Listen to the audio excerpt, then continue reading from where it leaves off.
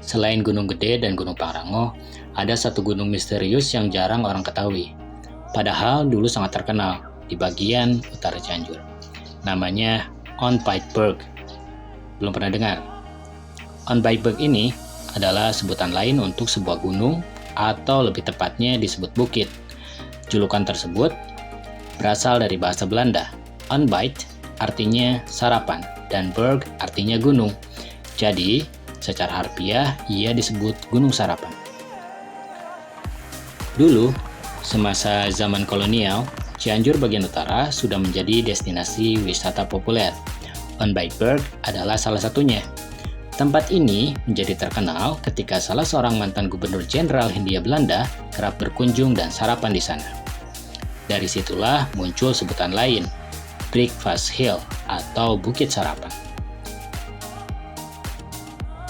Sejak pertengahan abad ke-19 hingga awal abad ke-20, tempat ini hampir selalu masuk daftar kunjungan di majalah atau buku perjalanan wisata ke Cianjur, khususnya Sindanglayan, bagian utara Cianjur. Pejabat kolonial dan bangsawan Eropa bisa mencapai Gunung Kasur dengan berjalan kaki atau menunggang kuda dengan biaya 1,5 gulden atau menggunakan kursi tanduk yang disebut juga sedan chair yang dipanggul oleh 4 orang, biayanya 2 gulden. Biaya tersebut tergolong murah untuk kalangan pejabat pada masa itu. Kalau sekarang mungkin harganya sekitar 300 hingga 400 ribu rupiah, mahal untuk kita. Lantas, gunung atau bukit mana yang sebenarnya kita maksud? Ya, nama lokalnya adalah Gunung Kasur. Nama ini diberikan oleh penduduk setempat karena di sana terdapat batu besar yang menyerupai kasur. Orang lokal menyakralkan tempat ini. Tempat ini dipercaya sebagai salah satu tempat tetirah Prabu Siliwangi atau tempat peristirahatan Prabu Siliwangi. Dari sisi kesejarahan, batuan tersebut kerap dianggap sebagai peninggalan zaman Megalitikum, seperti halnya Gunung Padang yang terkenal. Sebagai catatan, di Cianjur memang terdapat beberapa lokasi atau titik yang dipercaya berasal dari peradaban megalit.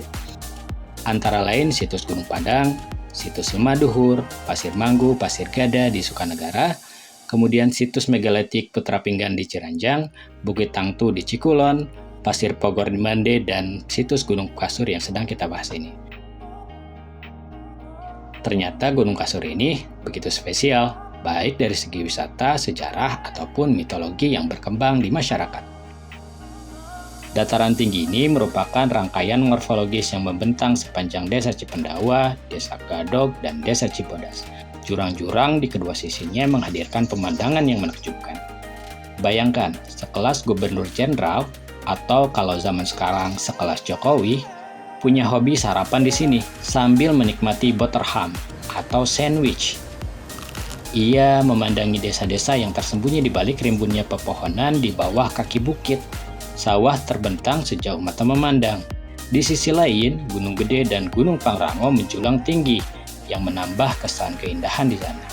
Di kejauhan, Gunung Tangkuban Parahu, Bekasi, hingga Karawang bisa terlihat, katanya pada waktu itu asal cuaca cerah. Bukit ini dipercaya terbentuk jutaan tahun yang lalu sebagai akibat dari proses geologis purba. Namun, kisah itu tidak berhenti sampai di sana.